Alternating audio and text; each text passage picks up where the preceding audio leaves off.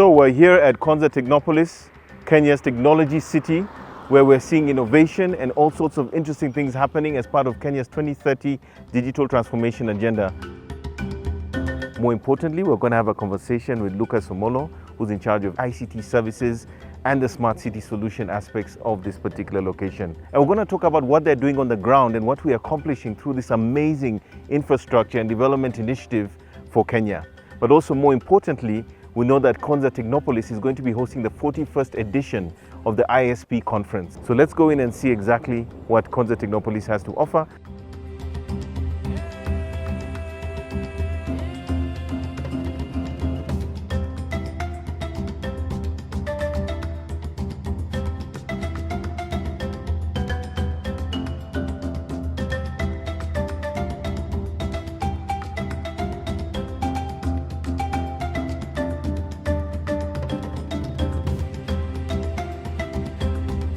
Good morning, good afternoon, and good evening, and welcome to yet another edition of the Pure Digital Passion Podcast with me, Moses Kemibaro.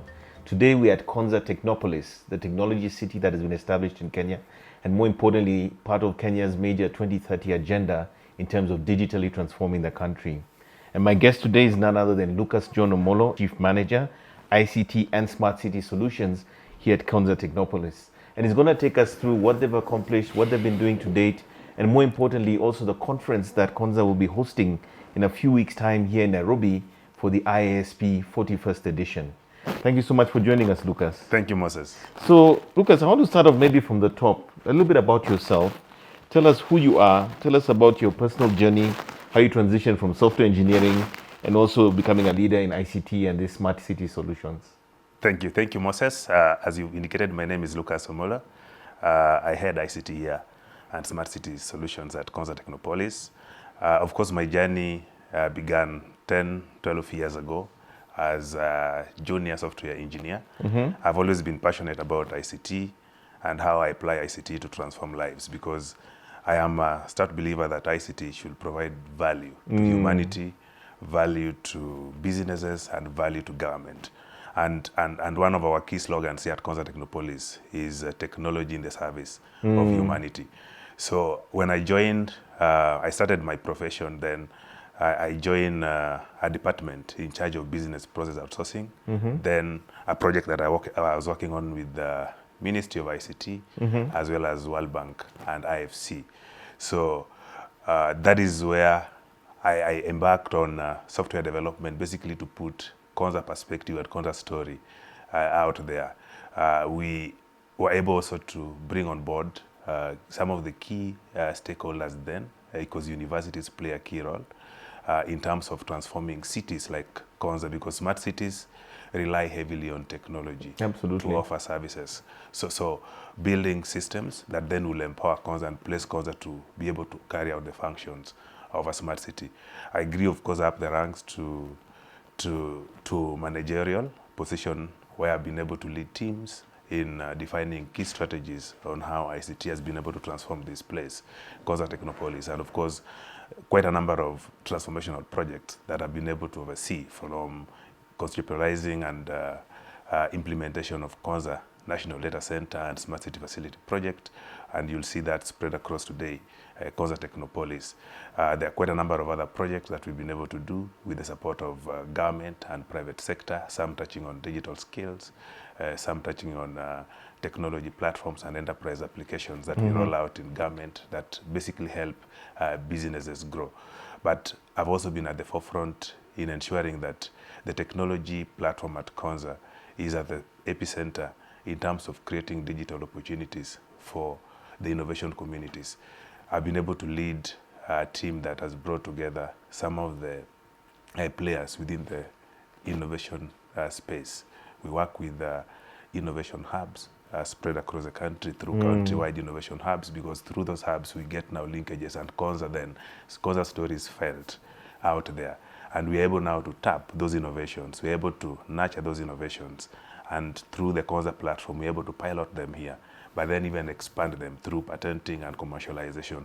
So that way we've seen so many people get jobs, so many people create startups. And of course, we know typically as a startup is initiated, you'll have 3-4 people employed. Yeah. So that has been a good story and demonstration of what we've been able to do with the platform that we've set up here at Konza Technopolis. And I think it's brilliant that you're talking about startups, because obviously you had a background in software development. Correct. No, I also came from a technology background myself. Correct. Having done IT and business. And I'm wondering, of course, you've had 12 years of experience. You've had 4 years in senior leadership. Yes. You worked in cybersecurity. You worked in cloud. You worked in transformation projects. Yes. And I'm just wondering, as you look at all that, how has this sort of fed into what you've achieved at Konza right now in your current role? Correct. So my experience as passion has been in continuous learning and basically applying technology to address the challenges that organizations face, but as well as what businesses look for, because as I've mentioned, ICT need to provide value. So as we're coming up, as I was looking at my journey and the future that probably this Technopolis then will need to have, it was evident for us then to define some of the initial ICT guidelines and standards, because then they set the pace. You have to set the foundation at a foundational level, the foundation level standards that are needed for Konza to build a very robust ICT infrastructure. So once those standards and guidelines were established, and at that point, it was also important for me to learn from the best, because our experience, Konza is the first smart city project in the country. So it was important for us to create linkages with other cities out there, like Barcelona, like Songdo in Korea, like Dubai Design District in United Emirates. And also look at the best practices. So these best practices constituted those ICT guidelines and standards. Once that was done, then we asked ourselves, so what next? So what next was the primary infrastructure for technology city like Konza. We came up with then the demand for a data center and smart city facilities. And why a data center? Because smart cities are intelligent cities, and they tap into data, they collect a lot of data and analyzes this data, present this to different stakeholders, citizens, the municipal, for purposes of decision making and for purposes of improving the quality of lives of citizens that are living in those cities. So this informed our decision then to start the project that I initiated, Konza National Data Center and Smart City Facility Project, that has been transformational. This project not only was positioned then to help Konza realize the functions of a smart city, but then at that point, 2018, 2017, when we were doing the conceptualization, it was positioned also to help transform government digital agenda in itself, because then the government was at the phase where a lot of services then were being driven online. And of course, as you do that, you require very reliable and secure compute facility. So Konza was that facility that was able then now to help different MDAs. And you've seen now, over the last 3 years, we've had very minimal cases of government systems going down and secure. So that has been as a result. So continuity has been taken. So the data center today that we created has supported businesses, has supported government, but also it is the platform that supports smart cities. But Moses, one other interesting thing is that we use this facility to nurture innovation. So we've created frameworks and models that enables us work with innovators to build end applications, host them in that facility, and we work on a commercialization model, how we take this out there. So what we are doing with this facility is to ensure that the data center will be able now to help us create jobs, create applications that we want not only to export locally, but also internationally. So we are positioning this to enable Kenya now be an exporter of technology. We know we've been importing a lot of technology products from other countries, China, India, US. So we are building our own capacity so that we are able now to not only serve our local demand in terms of digital transformation, but also be able now to export this globally. Internally, we've been able to also, through that project, map out from the guidelines various smart city facilities that were needed, because what are these things? So you'll find that there are certain challenges that you'll find in traditional cities like Yeah. traffic, waste management, Yeah. pollution. So we didn't want those in Konza. And then we ask ourselves, how then will technology help us alleviate those challenges? So some of the facilities that we constituted and implemented were intelligent traffic systems Oh, that okay. have been, we've done 12 junctions today in our phase 1 of Konza. So actually, we'll have minimal human interaction on our roads, but we'll have intelligent roads that guides motorists, that help us minimize accidents, but also enable motorists have the real-time data on where they're going, on the parking and all those. Because we know today that even in cities, 30% of traffic situations is basically caused by motorists just going around trying to locate parking slots. So for us, we've been able to implement digital signages and intelligent traffic systems that then will enable motorists get to know where they can easily park, that is probably convenient. But also sustainability was key in terms of the ICT that we are implementing. Correct. So we've been able to integrate solar, for example, and power, but also implemented sensors for pollution, for CO2. So Konza is an intelligent city that will probably tell you the levels of CO2 at Yes. any given point in time and how then we need to manage such. So technology has been integrated to help humanity. So this is a people-centered smart city. And I'm even glad that last year I was nominated to represent the country in a team of 31 global experts that is working for UN Habitat to develop guidelines for people-centered smart cities. So this shows, and we want to use Konza as a country as a pilot that global destinations, global venture capitalists then can take advantage of as they are looking for sustainable and open and very customer-centric smart cities that they will want to grow their businesses in.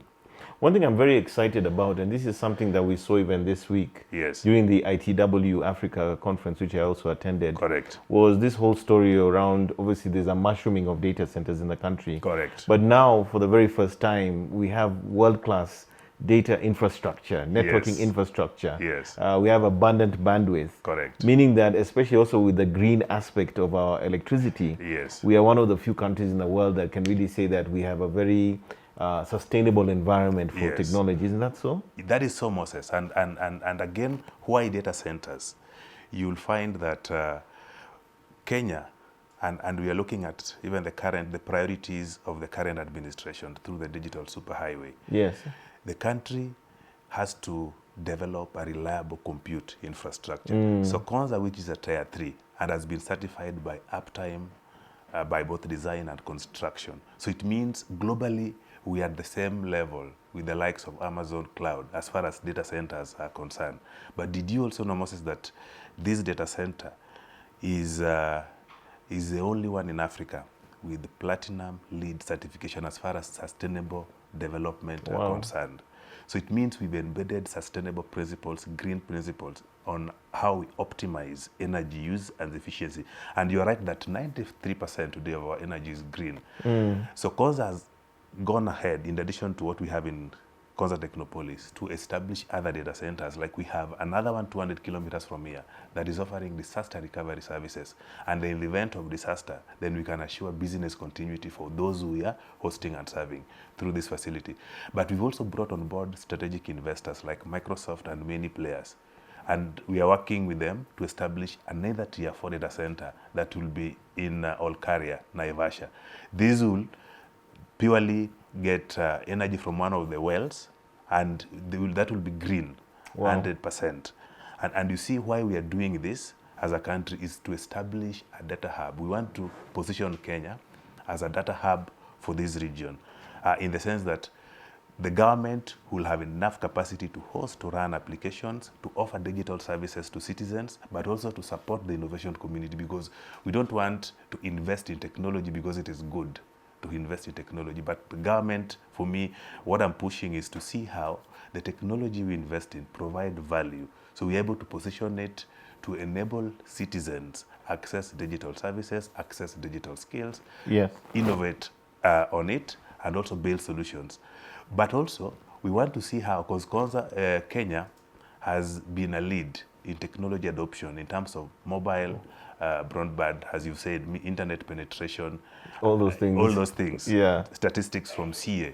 So it means that we as a country can position the data centers and the private sector ecosystem in that space to offer data center services to other countries, our neighbors, Rwanda, Uganda, Tanzania, and many others. So that is what we are trying to do, so that we also look at global. If you're looking at the last year's Africa's Climate Summit, Yes. some of the discussions that we had were, how then can we optimize our investments? So how can Konza Data Center support the government of Uganda so that we don't have to build another one in Uganda? And of course, if you look at the utilization, probably you'll be using 30% of the one in Uganda, you're using 60%. So how can we even share these cloud platforms? Because with technology, there's no limit, there's no maximum distance. So anywhere where you're hosting, we can be able now to optimize our resources for better reliability. So another thing I wanted to ask about is a lot of people, when you mention Konza, Yes. there's this tendency to wonder whether anything is actually happening here. Happening. And I know, of course, it's a key agenda item with our sort of 2030 agenda as a country. Yes. What can we say about that? Because we're here, there's an office, there's infrastructure, there's incredible roads, there's this incredible data center. Yes. What would you say to that statement when people sort of talk about Konza maybe with a little bit of skepticism? Yes, so we want to assure Kenyans and the global community that now Konza is no longer a white elephant. And Konza is a thriving destination, a smart city. As you've indicated, there's a lot that we've done here at Konza Technopolis. So today, we've completed more than 40 kilometers of tarmac road. These are an integrated infrastructure with underground utilities. And this is a demonstration that some of our facilities, we will not dig them out as you'll find in traditional cities. We've done a Tier 3 National Data Center that was completed 2 years ago, offering cloud services to not only government but business enterprises. Our building here is complete, complex. There is a 8-story building. So all our staff, 100 plus, work from Konza. But did you know that we are also offering rental services to some of the initial businesses, like Huawei have taken space here. We have so many investors who've taken space here and are leasing space and are operating from Konza. On the first floor, we are hosting the Open University, the first Open University of Kenya. And through that Open University, relying on Konza platform, is offering an opportunity for 1,300 students to take online classes from January of this year, and they've sat for their exams online. That platform is hosted here, and it was developed, jointly co-created with that university. So Konza is already impacting lives. You'll find that as you just adjacent to our building, we are doing a conference facility. So in the next 1 or 2 years, conferences will be happening from Konza, like what you see in KICC. That track is already complete. We've done KAIST through collaboration with government of Korea. We are building. Tell us more about KAIST. Yes. So KAIST was a concept and a very good idea, because before, it is the Kenyan Advanced Institute of Science and Technology that is modeled similar to the Korean KAIST, Korean Advanced Institute. You'll find that currently most innovative universities around the globe, if you look at the top 10, KAIST, Korea, is the only non-American among that list of top 10 innovative universities. So we identified KAIST to work with us, to model a similar one in Konza, to help us build that critical mass. And why KAIST? This is a graduate-only institute that will focus on STEM, science, technology, engineering, and mathematics disciplines. And how will it help build an ecosystem where we have talent? Because as a country, for you to grow to a middle income status that Konza is driving, then we must ensure that we have the right talent. And we need talent on technical disciplines, like engineering, like technology, like health, and all those. So that is what KAIST will do for us. And how will it work with the local universities? We will identify very bright students. As they graduate and exit our universities, they'll go through a 2-year rigorous program. And those will be research related, that we expect, even with the sponsorship and funding that they'll get, they'll now use those to grow their business. And those will be solutions and startups that will be now impacting. Like you'll find one on chemical engineering that will help us within the chemical space, within industry. So we want to use KAIST to help the country produce annually talent that industries, manufacturing companies and plants need, businesses need as they grow. So that is how it's an institute that will connect the industry to the skill and the talent that they need for the future generation.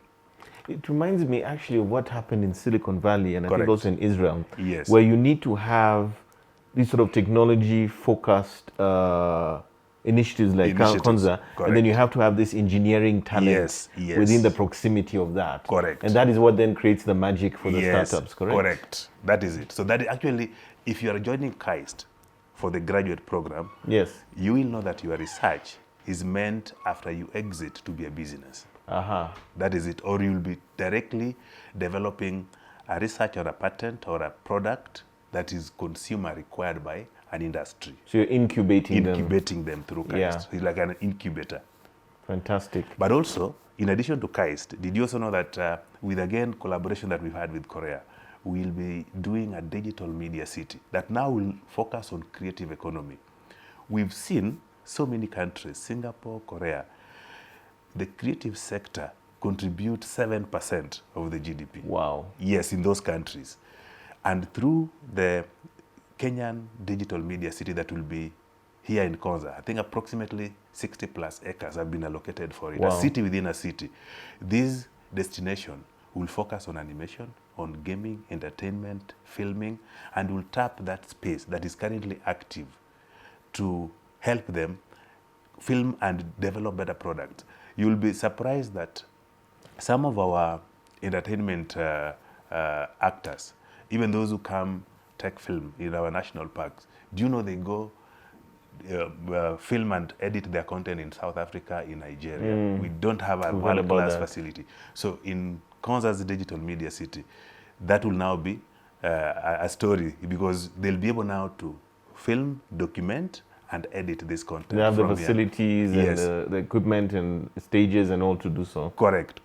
And you know there's a success case even in Korea today, where a tech valley called Pangyo. This valley currently incubates around 300 SMEs and startups. What? These guys are doing creative activities in genetics, content creation, animation. Did you know in 2020, at the peak of COVID, their market value, the amount of product they sold globally was equivalent to the GDP of Kenya? And yet it is on 600 acres. So you can see the potential of these spaces because you can touch, you can sell, creative, because it is in the mind and content. So these things can be sold and help do what? Help create jobs for many of our people. But we're also targeting solutions for the government with digital media city and that creative sector. And I'll give two examples what we are looking at. If you look at the Ministry of Health, for example, there are cases like you'll find in Kisumu, there are so many cases of malaria. If you go to Isiolo and so forth, cancer and the rest. So we want to see how through the creative sector and Konza Digital Media City, we will even develop games that prepares people to better manage or prevent those type of diseases. Like if it is a game, like you play, that enables you align your diet to a specific sort of healthy eating that then help you as a person. Becomes a lifestyle becomes a lifestyle. So we want now then to connect what we are doing here with the challenges that we face as a country, and we'll be impacting different sectors from education, from tourism, health, and the rest. So there's something else I want to ask you about. I think this is because it's such a big topic these days. Yes. You know, AI, regulation, initiatives, maybe even in your data center, you are AI ready, I don't know. Yes. How are we looking at Konza City and Kenya by extension playing in the AI space going forward? Very good. Thank you, Moses. I actually forgot to talk about it, but we already using AI here in Konza Technopolis. Like our data center, cooling power, we have AI power, AI cooling. So all those are controlled by AI models. So these and shares with us statistics. We build those models with support of the partners we work with. But even our transport model is artificial intelligence. So basically in Konza, as you move, our traffic lights and the timing will auto-adjust depending on the volume of cars in different directions. So those are already, we are building those models, and there's a data that we've collected from NTSA. So those are already working. Okay. But in the next 2 years, Konza will host an AI center. We are already developing a concept. And why we decided to build an AI center is to offer an opportunity for the young people to begin to build AI models for different problems that the country faces. Like medicine, we know AI can help, education, AI can help, health, AI can help. So what we want is Konza to offer a platform that different innovators can build, test, deploy their AI models. We've decided that now we don't want to follow the fourth industrial revolution, Moses. We follow the first one, the second one, the third one. We have to be part of that transition. Yes, so we have to contribute. And we don't want a country that probably will rely on AI models like ChatGPT that are developed elsewhere to use. So we want to customize our own solutions for Africa, for Kenya, and also now export those. So we've decided and we put together that concept, and we are already in discussion with different stakeholders, including National Treasury, to see how we can establish an AI center here in Konza, purposely for building AI solutions, because we can't run away from it. Research recently by United Nations on Conference and Trade, they produced their annual research on technology and innovation. In that report, they indicated that in 2020, the market value of emerging tech, largely AI, IoT, big data, cloud computing, was around 1.5 trillion USD. They're saying in the next 6 years, by 2030, that market value will have grown to 9.5 trillion. So it means the impact of these emerging tech, as you mentioned, AI, we cannot run away from them. We have to see how this is part and parcel of what we do. But even in terms of regulation, because it is very important, because some people are skeptical about these technologies, we've seen our ministry at the forefront in ensuring that now we have more supportive and a very conducive policy environment to support adoption of these technologies.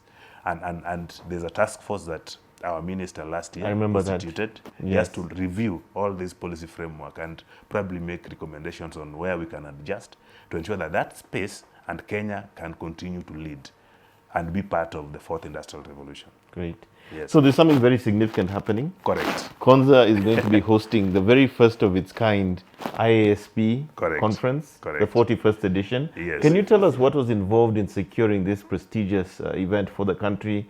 I understand we're expecting probably at least 2,000 maybe participants. Yes. Tell us what that's about, what is IASP about, but also more importantly, what it means for Kenya and Nairobi to host this event. Correct. So IASP is International Association of Science Parks and of course areas of innovation.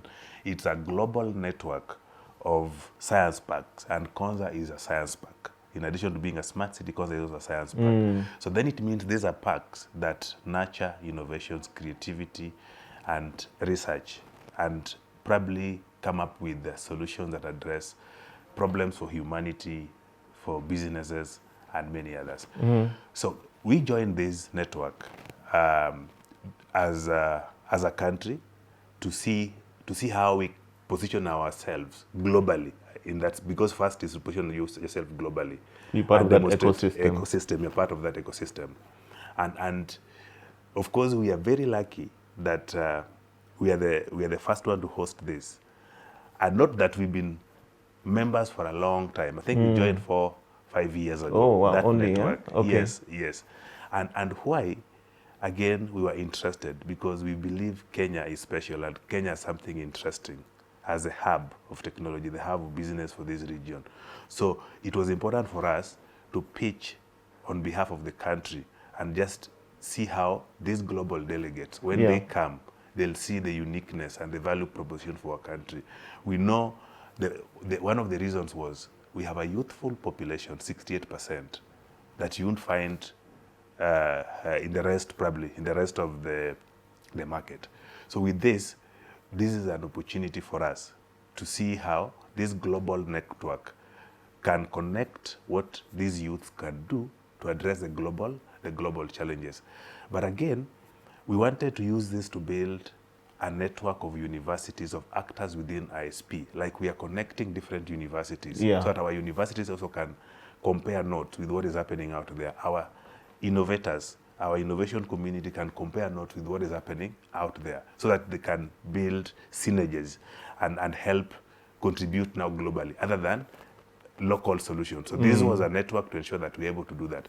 And it will be an interesting conference because if you look at the theme, touching on demographics and how Entrepreneurship and technology, Yeah. then this speaks so well at the center of what global challenges currently are, that globally we have an aging population. And then how do we take then advantage of the youthful one that exists to see how we are able now to have a sustainable world.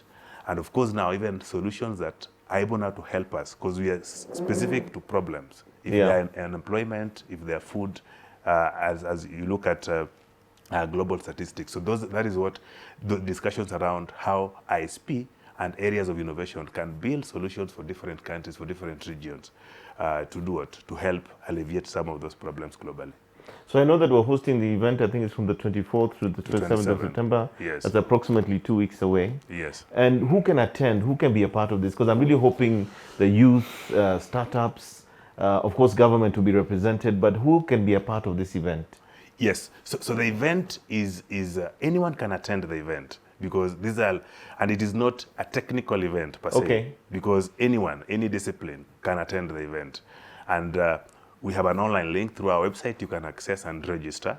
Institutions can attend, universities can attend, government can attend, private sector can attend, technology companies, and many other disciplines can attend. The event is open to anyone to attend. Fantastic. Yes. So as we start to look forward, thinking about Konza as a collective, thinking about 5 years going down the road, Yes. specifically in your role and the plans that you've set, what can we as Kenyans and other stakeholders globally expect from Konza in the next 2 to 5 years going forward? I think from Konza, we expect a vibrant destination, first supporting businesses. We expect a city that will enable one-stop shop services and expand growth. We are looking at growing the GDP by 2%, creating from here, creating 17,000 jobs in IT and IT-enabled services from Konza, just phase one. So a lot is expected from Konza Technopolis. We expect to have the first group of students in KAIST, the Kenyan Advanced Institute of Science and Technology, in the next 1 year or so, who will be learning these technical disciplines on STEM, science, technology, engineering, and mathematics. And we want to connect those two to industries. We expect also to contribute in a big way to BPO and gig economy. There are programs we're already running under our Jitume that is anchored on setting up digital labs in various TVETs. We've done more than 200. Already? Yes, exactly. Wow. And through these hubs, we've worked with the private sector players on a skilling program that these youth are trained. So alongside their main course in TVETs, they're able now to learn a new skill. This skill is demand driven. So you spare 2 hours as a TVET student, connects you to a digital job, because there's also a huge opportunity within the gig economy and BPO. So Konza is at the center. Today, more than 200,000 people are earning from digital jobs.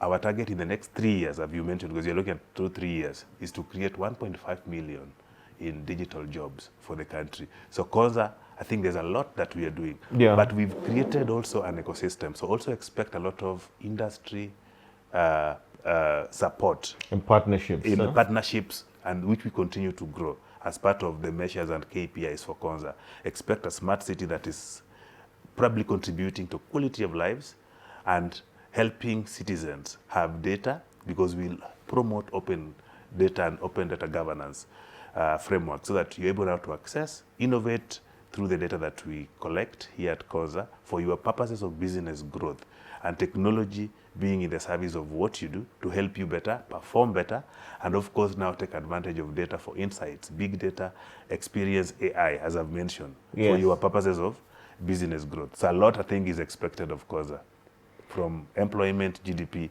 and many others. Now, I know from looking at your profile that Yes. you are a big advocate about continuous learning. Yes. And obviously, to be where you are today, you're somebody who is big on that. Yes. Can you tell us a little bit about your perspectives on that and how it relates to much of what we've discussed and how it maybe can impact the Kenyan youth and those who want to sort of elevate and open up opportunities through technology for their careers and their lives? Correct. I think to lead, to provide strategic leadership in my space, Yes. you must learn, you must read. You see, research shows, Moses, that typical busy human beings, you'll find that you use maybe less than 15% of your brain. It's a lot. So how can we, I'm always motivated to acquire, because it is in technology, it is reskilling, upskilling, learning new things, learning new concepts, so that we keep pace. And you're able now to help the business with strategic decisions that help us grow. So that is why I'm motivated. But also it is a challenge to our youth that for us now to keep pace with what is happening in the technology space, what is happening with the digital economy, you're talking about gig economy, things have changed. And we are saying the future is now. Today, how people transact, how people want services has changed. So even for you as a business, as a young person, if you're looking at prospering in your space, then you must learn new concept. If it is e-commerce, people are not going to trade from markets as they used to. Now it is online. Yes. So everything has to be done differently. And I think continuous learning then enables you as a person keep pace with what is happening within your space. It can be in humanity, it can be on social sciences, it can be technology, but there's no you can run away. I'm a stout advocate of continuous learning for purposes of growth and your personal development. And then what advice would you give young innovators and startup entrepreneurs here in Kenya in terms of how they could benefit from Konza, or also any general points or tips you can give them so that they can be successful in those endeavors? Thank you, Moses. One of the most important advice I would want to give to young startups is to embrace partnership. Most of them fear partnerships because probably they feel that their ideas will be stolen and so forth. But we've seen destinations that we visited like Korea, China, India, what they are doing, they are building an ecosystem that shares nodes and comes up with innovations that probably are critical and impact a huge community. You'll find in our spaces we've seen different identical solutions. Someone incubating and have spent 3 years, yet it exists in another hub. We've seen those cases. So for us, we are opening up this space to ensure that we innovators and startups are able now to talk to each other and build commonalities and create synergy that help us grow better and build bigger. But then also, issues with patenting and research, we help them register their patents and business for purposes of security because it is very important. One of the key advice I will also give is that because if you don't do that, then you can cry later that your idea is stolen and so forth. So that is very important. But also, the other third piece of advice is you must build soft skills because with the innovation that you'll have, you might be technical, but remember, the value is bought. And the money you want today for your business is in someone else's pocket. So you must know how to communicate. You must know how to pitch.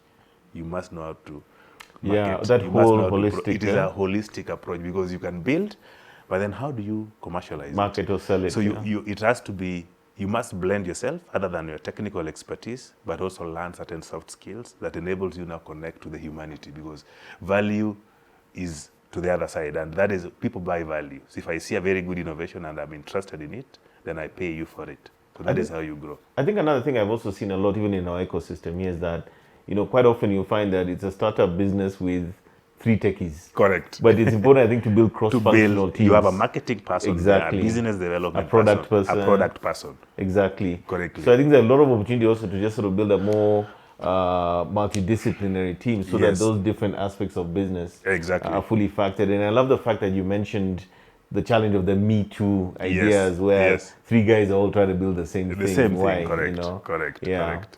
So, and we help because also we work with universities to provide and we get professors who provide mentorship services, support services to innovators because most of them probably fall at the point where they cannot now connect to the external world. They have very good things, but they cannot. So those support services that we structure with our partner ensure that we guide you and help you throughout that journey or And that also achieve innovation pipeline. the product market fit Correct, as well with your correct, proposition. correct. Yeah.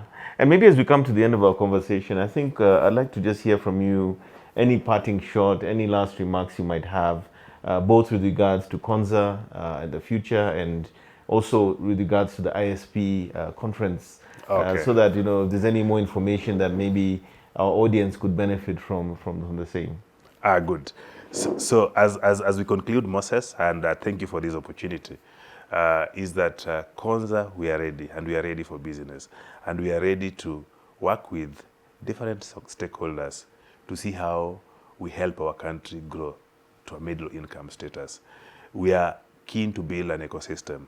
So to anyone, feel free. Konza is your home. We are striking agreements for businesses. Visit Konza. But the most important thing that we'll want, join us for a very interesting conversation during ISP Nairobi from 24th to 27th. Well, Lucas, asante sana. We appreciate the time and your insights. Thank you. We are so excited to see what's coming. Correct. I'm looking forward to the conference. I'm going to be attending as well. Good, welcome. And more importantly, I think the future is looking very, very bright. Bright, correct. And I think for anyone who has any doubts about Konza, things are running, things are happening. And if anything, those who get in early stand to gain the most from this opportunity. Correct. Yeah. Thank you, Moses. So thank you, Lucas. Thank you. So there you have it. We're here at Konza. We've seen it. It's real. It's happening. We have an incredible conference coming here to Nairobi and Africa for the very first time, the 41st edition of the IASP Conference. But more importantly, there's a bright future here, very much in line with Kenya's 2030 agenda. And more importantly, for all of us who have an investment or a stake in what Kenya is trying to do in the digital transformation space, Konza is here to serve. Thank you, and we'll catch you in the next one.